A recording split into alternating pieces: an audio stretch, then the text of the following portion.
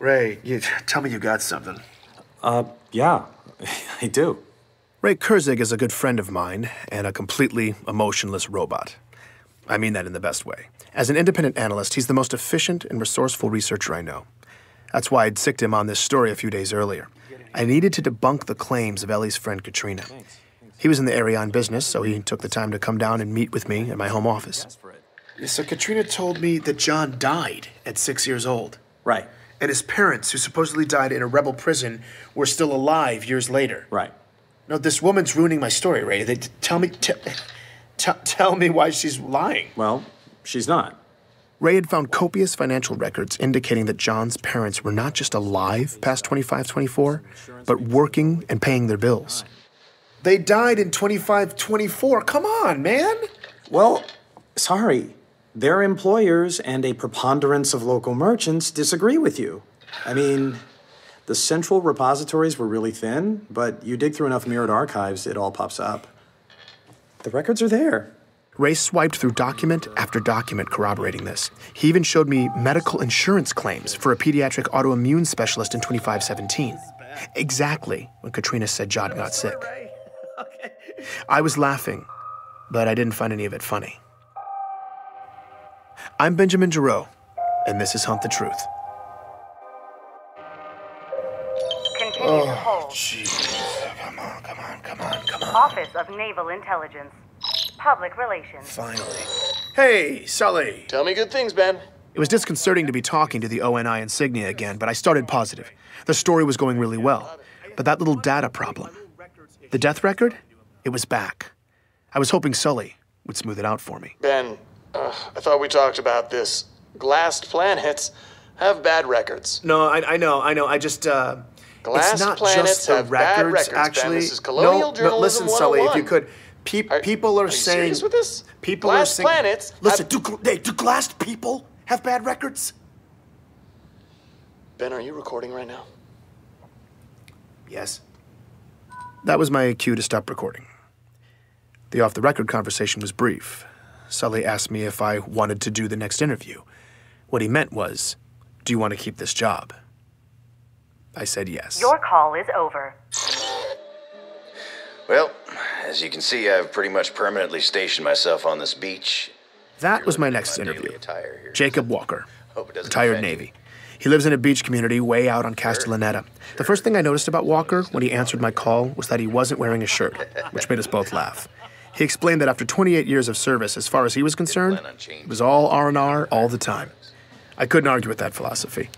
He slipped on a t-shirt and I asked him about the Master Chief. Oh, hell yeah, John. You bet your ass I remember him.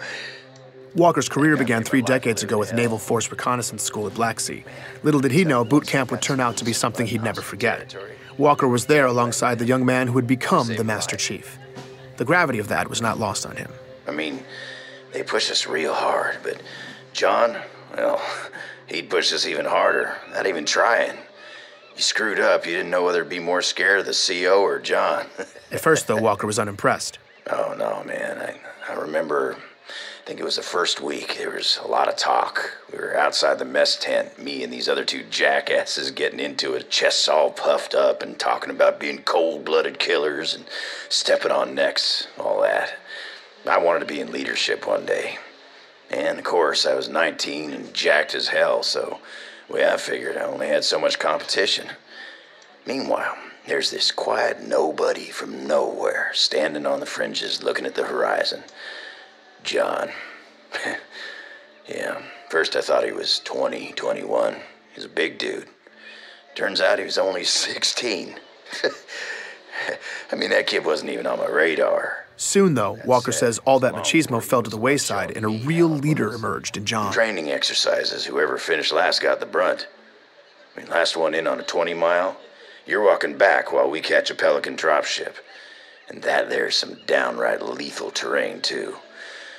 Reach is, well, it was a tough planet. But John, man, he took lead every time. A lot of risk and responsibility. Didn't have to, but, well, he did it. And then halfway in, he'd start to hang back, you know, and help the stragglers. You're injured, whatever. He'd be right there helping you out. And then without fail, Walker says, John always made sure he came in the way last he did it, and took though. the punishment. He made us all want to follow his lead. Try harder and help each other.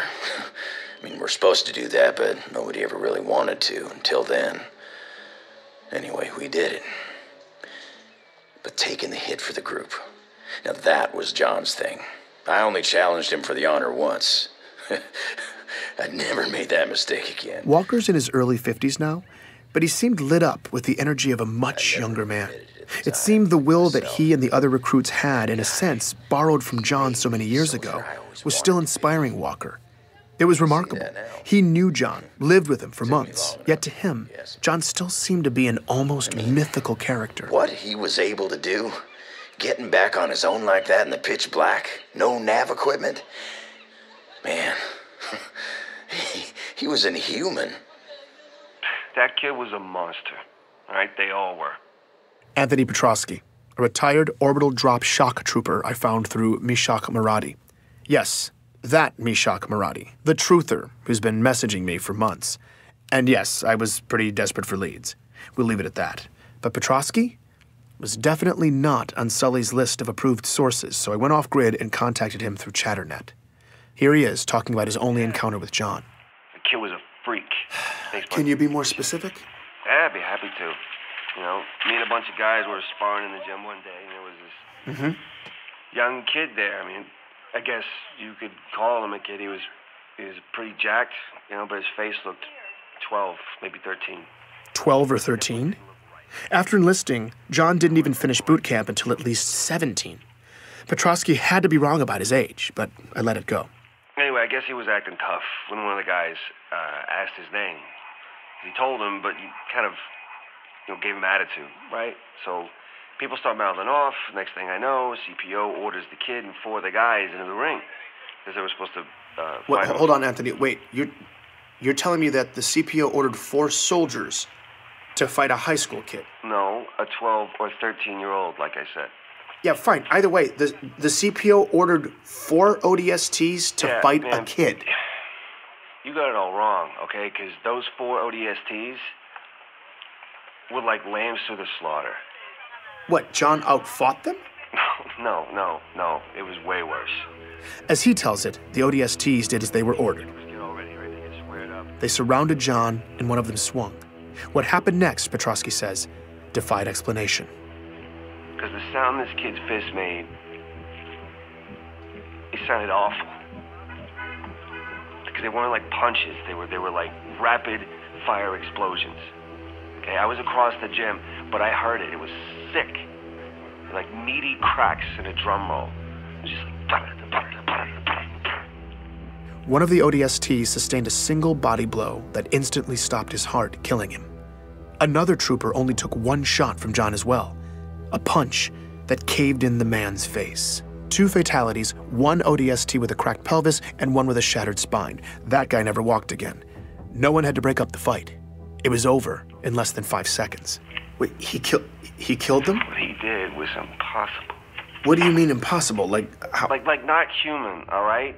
Like he was genetically augmented. So you're telling me that someone had augmented John? Someone had genetically augmented a child? Okay. No. Right. You think I'm lying? I believe Right. that's what you No, sure. honestly think Right. you saw, but... Look, here's the thing, Ben. I don't care if you believe me or not. This makes no difference in my world. I was there and you were somewhere else. So you're going to go write your little military cheerleader article, and I'm going to sit here and drink beer. So good luck. Petrovsky left me with a bad taste in my mouth. Now, it's no shocker that Spartans go through a few augmentations and upgrades, but those are fully developed adults. Could a 17-year-old, probably still growing, even survive that kind of procedure? It seemed horribly risky, and what if what Petrovsky was saying was true? And John was only 13. Well, that was one hell of an accusation to make, the ethical implications of which were nauseating. I was still thinking about it the next day when Ellie Bloom's name popped up on my call list. I'd let her listen to a rough version of my first episode, and she had feedback for me. I didn't want to risk anyone listening in, so I let the call go, then hit her back on Chatternet. Well, 2 things. Okay. 2 major things. Okay, yeah. That boxing coach, Deon Govender, yeah. he's a liar. Okay. How is he lying? There wasn't any boxing at the high school. How do you know for sure? Because there wasn't any boxing on the entire planet. She'd said they'd outlawed it forever ago, after a kid got injured. Afterwards, there was a long-standing controversy over how youth boxing was illegal, but no one seemed to care about all the grav-ball concussions kids were getting. Regardless, by the turn of the century, she tells me nobody really boxed in Eridanus 2 anymore. She even gut checks me, telling me to go ahead, ask anybody from the colony. They'd tell me the same thing. And there sure as hell wasn't a league for kids to do it at the high school. That's like saying there was a gun range at the toy store. It just didn't happen. And the other thing, those kidnappings by rebels in Elysium also didn't happen. Hold on. I know that's not true. You're wrong. Okay, the insurrection had a well-documented presence in Elysium. Yeah, they did, politically. They worked to influence local policy. It got tense. There was occasional violence, but nobody was abducted. We lucked out. It was peaceful. That's why Elysium was refugee central. So boxing coach, total liar. I needed to verify what she was saying, but I had the gnawing sense she was telling the truth again. But what did this mean? If she was right and none of that happened, the whole story was wrong. And terrifyingly, that would mean someone had fabricated all of it. I needed explanations from my previous sources, and I needed them now. I tried to reach Deon, the boxing coach, no response. Gabriella Dvorak, the lieutenant who liberated John, in the field, unreachable. So I tried detainment survivor Thomas Wu. He answered. Hello? Hi, Thomas? Who is this? Yeah, I'm sorry to call so late. Is it late there? I just need to ask you something really quickly. Okay. I had no idea what I was going to ask. Okay, do you know for absolute certain that Elysium suffered the same fate as your town? Yeah, I told you that. I know, but Thomas, I spoke to people who were in Elysium, and they said that wasn't true. Now, look, I know you went through a lot, but I want to know the truth. Okay.